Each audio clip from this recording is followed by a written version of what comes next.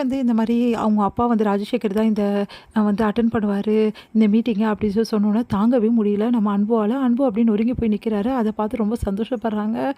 வந்து வெண்ணிலா கிட்ட வராங்க. வெண்ணிலாவை பார்த்தோம் அப்படியே அப்படியே பார்த்துட்டே முறைச்சு பார்த்துட்டு இருக்காரு. என்ன அன்பு, நான் சொன்னோன்னே கேட்காம நீ என் கூட பேசக்கூடாது அப்படின்னு சொல்லிட்டு நீங்கள் பாட்டுன்னு போனீங்க, பார்த்தீங்கல்ல எப்படி பல்ப் வாங்குனீங்கன்னு சொல்லிட்டு அப்படின்னோடனே, இது எல்லாத்துக்கும் காரணம் நீ தாண்டி, எனக்கு தெரியும்டி, நீ தான் இதெல்லாம் பண்ணுறேன்னு எனக்கு தெரியும். ஆனால் எதுவும் பண்ண முடியாமல் நான் இருக்கேன்னு தானே நீ நினைக்கிற, கூடி சீக்கிரம் உனக்கு இருக்குடி அப்படின்றாங்க. இங்கே பாருங்க அன்பு, ஏன் என்கிட்ட பகைச்சிக்கிறீங்க? இப்போ பார்த்தீங்கல்ல, நான் சொல்கிறத மட்டும்தான் பாட்டி கேட்பாங்க, நான் என்ன சொன்னாலும் கேட்பாங்க. அந்த நிலமையில தான் பாட்டி இருக்காங்க. ஏன்னா பாட்டி நல்லது கெட்டது எல்லாமே தெரியும். உங்களுக்கு நான் தான் சரியான ஜோடின்னு அவங்க முடிவு பண்ணியிருக்காங்க. அதனால தான் இந்த மாதிரி நான் சொல்கிறது எல்லாத்தையும் கேட்குறாங்க.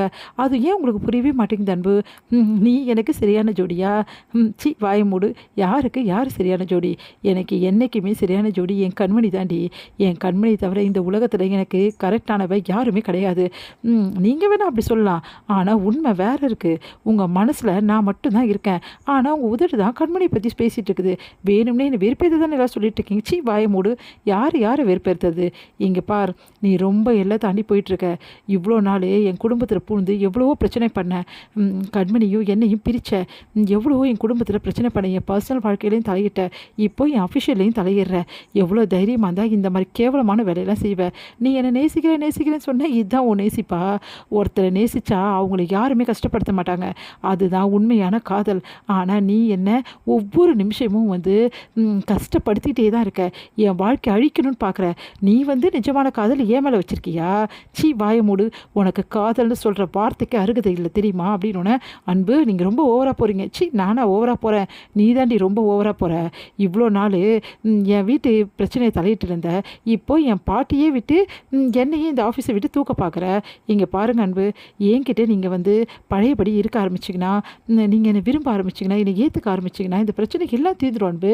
நீங்கள் பழையபடி ஆஃபீஸ்க்கு வரலாம், எல்லா வேலையும் உங்ககிட்ட ஒப்படைப்பாங்க. அது மட்டும் கிடையாது, உங்கள் அப்பாவுக்கு இருக்கிறதோட அதிகமான பவரை இந்த ஆஃபீஸில் உங்களுக்கு நான் வாங்கி தர முடியும். அதனால் உன் கூட நான் வந்துடுவேன்னு நினைக்கிறியா? என்ன நீ வச்சு ஆள் நினைக்கிற என்ன?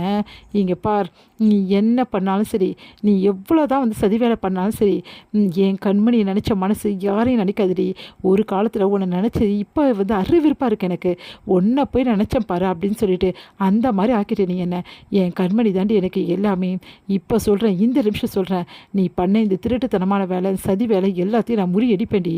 உனக்கு சரியான பாடம் நான் சொல்லி கொடுப்பேன் அப்படின்னு சொல்லிட்டு போகிறாரு. அதை கேட்டு வந்து என்ன விரக்தியில் சொல்லிட்டு போகிறார் போல் இருக்கே. பார்க்கலாம் இவர் எனக்கு பாடம் சொல்லி கொடுப்பாரா? விட்டா தானே அப்படின்னு சொல்லிட்டு அப்படியே பார்த்துட்டே இருக்காங்க. வெண்ணிலா செம்ம டென்ஷனாக வீட்டுக்கு வர. அன்பு தாங்கவே முடியல, அவரால் அழுகே வருது. அவருக்கு தாங்க முடியாமல் அப்படியே அவங்க அம்மா கிட்ட வந்து அப்படியே மடியில் வந்து அழறாரு. இந்த அம்மா அப்படின்னு சொல்லிட்டு நடந்த விஷயத்தை எல்லாம் சொல்கிறாரு. உடனே வந்து ஏம்மா இப்படி பாட்டி பண்ணுறாங்க, அவங்கக்கிட்ட எனக்கு என்னம்மா இப்படி ஏம்மா இப்படி பண்ணுறாங்க? அந்த வெண்ணிலா பேச்சை போய் கேட்குறாங்கம்மா. வெண்ணிலா எவ்வளோ மோசமானவன்னு உங்களுக்கே தெரியும்லம்மா. அவள் பேச்சை போய் கேட்குறாங்கம்மா. எனக்கு அதுதாம்மா வருத்தமாக இருக்குது. இவ்வளோ நாள் அந்த ஆஃபீஸ்க்காக எவ்வளோ உழைச்சிருப்பேன், கம்பெனிக்காக எவ்வளோ விஷயங்கள் நான் பண்ணியிருப்பேன்.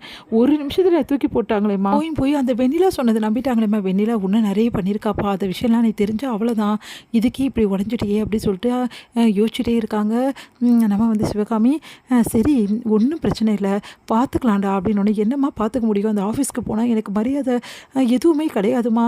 பழைய மாதிரி அந்த ஆஃபீஸில் ஒர்க் பண்ணவே முடியல. எல்லாத்துக்குமே வந்து என்னை எதுவுமே பண்ண விட மாட்டேங்கிறாங்க. நான் என்னம்மா பண்ணுறது?